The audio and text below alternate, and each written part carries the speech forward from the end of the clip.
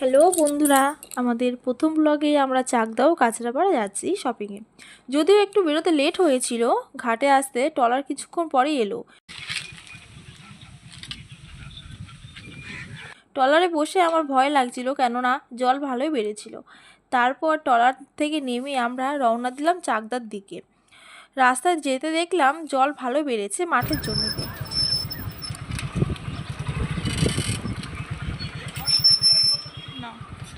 তারপর এগিয়ে গেলাম চাকদাগঞ্জের দিকে।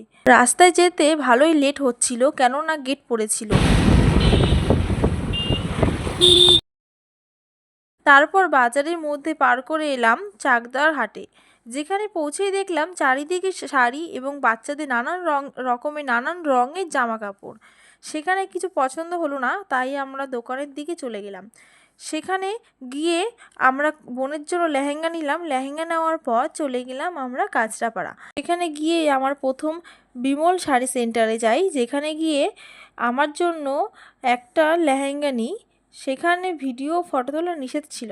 তারপর চলে এলাম আমরা পাঞ্জাবি মিউজিয়ামে।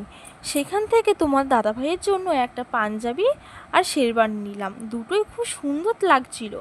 তারপর আমরা চাকদাতে ফিরে এলাম, দুপুরে লাঞ্চটা সেরে নিলাম।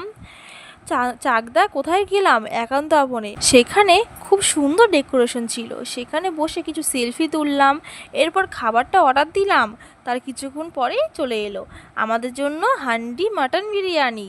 হান্ডি থেকে নানটা ছড়াতে একটা খুব সুন্দর স্মেল বার হলো, সেটা খুব সুন্দর ছিল। এরপর নানার বিরিয়ানিটা প্লেটে সার্ভ করলো। বিরিয়ানির রাইস ছড়াতেই বেরিয়ে এলো মাটনের পিসটা।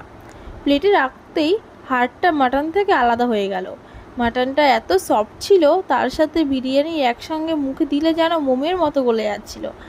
লাঞ্চ কমপ্লিট হওয়ার পর আমরা সেখান থেকে বেরিয়ে ট্রলার ঘাটের দিকে রওনা হলাম, এবং ঘাটে দাঁড়াতেই কিছুক্ষণ পর ট্রলার এলো। ভিডিওটা ভালো লেগে থাকলে আমাদের চ্যানেলটা সাবস্ক্রাইব করো এবং ভিডিওটা লাইক দিও, আর কমেন্টে অবশ্যই জানিও তোমাদের কোন পার্টটা সবথেকে বেশি ভালো লেগেছে। আবার দেখা হচ্ছে পরের ভিডিওতে।